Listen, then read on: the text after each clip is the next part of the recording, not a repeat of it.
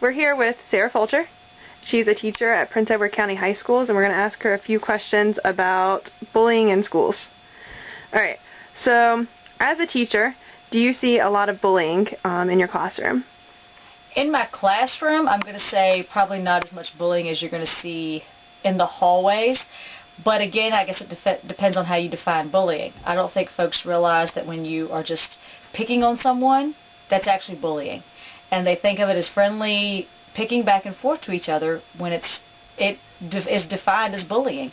And so if you looked at that definition of bullying, then yeah. But the hardcore, swirly, pulling your underwear, you know, the stuff you see as advertised as bullying, you don't necessarily see that in the classroom. Or at least I don't. Do you see it in the hallways more so? I see a lot more of it in the hallways in terms of folks pushing, shoving one another, being violently hateful to each other, verbally hateful. Again, a lot more of it outside of my classroom. And that really just comes down to how much you allow to go on in your room. Do you think more bullying goes on than you're aware of? Most likely, because there's some instances that have been reported this school year that until I was made aware of them, and now that I notice, I pay attention to certain things, I see them, but had I not been made aware of them, I probably would not have even noticed it. What do you as a teacher do to stop the bullying? I just don't allow it in the classroom. I mean, in my room I can control, I'd say 90% of what goes on, but if I see, you know, just outright hatefulness to one another, or the relationships aren't there within the classroom, then you're not going to be mean to one another in a loving friendship type way that you try to get away with. Do you feel that the school you work at does anything to take care of bullying? No. Some very specific examples that have happened this school year where a teacher was verbally assaulted in the hallway and the principal walked by and let it continue, never stopped and said one word about it. There's a child who missed school this week before Thanksgiving break because a threat had been made to her, and the investigator came Monday to work on it, and he was thrown out of the building. So I do not believe that we are an anti-bully school. I do not believe it at all. But does your school say that you're an anti-bullying school? It's in the newspaper, actually Friday's newspaper, Wednesday's newspaper, I'm sorry, that reported how the discipline is down and how bullying is not occurring. It's in the paper. So whether they actually say we're an anti-bully school or not, they are insinuating that things like that just don't go on in Prince Edward. Do you think if they cracked down and got a program like they have anti-bullying programs or programs where there's no tolerance for bullying, do you think if one of those were put into place that the teachers could hold up to it? Teachers are not the problem. The teachers are trying to enforce it now, but when we write referrals and the referrals are thrown away or the child is put directly back in a classroom, it's the administration that's following through. So again, I don't believe the teachers are the ones that aren't trying to enforce the anti-bullying. It's the administration.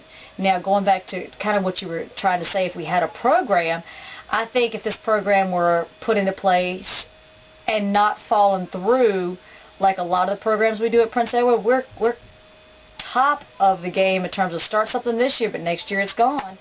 You know, it's got to start now, and it's got to go all the way back to the elementary school. So, if there's no program that's there or anything like that, what do you think you can do as a teacher to help voice that there needs to be a program that needs to be held up year after year? We bring it up in forums where the faculty is all together. We bring it up in forums with the parents. We talk about it in the classrooms. There are still teachers that are talking about this stuff. You know, we try to educate our kids that are in our room, but there's only so many of them that come across my path on a given day.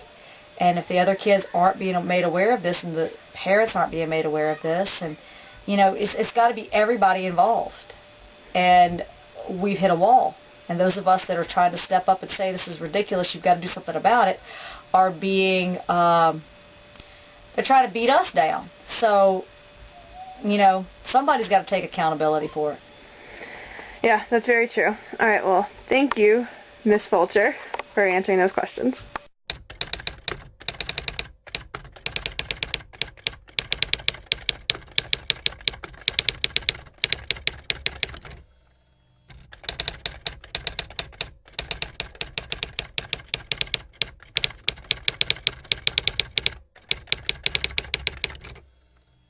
This is Mackenzie Fulcher, and she is a first grader at Prince Edward County Elementary School.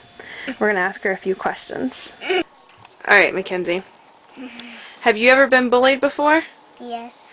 Yeah, people called you names before? What names have they called you? Kissy face. Kissy face. Why did they call you Kissy face? Because they think I'm in love with Mason.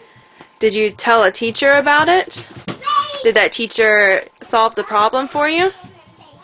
Did that kid stop calling people names? Well, he's now calling Alexis it. So he stopped calling you names, but now he's calling one of your friends' names. Do you think your friend will tell your teacher about it so she can get that fixed? She might tell her teacher. Her teacher? Do you think you could tell her that your teacher fixed the bullying problem, so maybe if she does, that she'll stop being called names? You think you could help her tell the teacher? Yeah, good. Have you ever been called any other names? No other ones?